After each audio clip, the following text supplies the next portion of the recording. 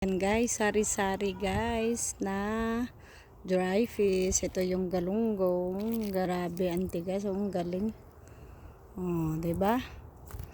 Ayan. Mayroon na marami ng stock sa winter. Hindi mo na kailangan ng magpadala sa Pinas. So, yan yung chad na isda. Matinik, 'di ba? Parang ano yan, bangus, milkfish ang lasa. Very tasty. So ayan, nagiging daing siya guys. Grabe, ang bango-bango. Masarap pagkadaing.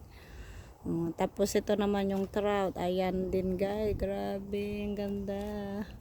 Tapos ito din guys, yung small fish. Grabe, ang bango din. Diba, ang daming stock. Pwede lahat. Kaya yan guys. Ganyan gagawin nyo, magsinok para merong ano sa winter time. Okay guys, grabe na ites. Okay, bye bye you. Yummy yummy.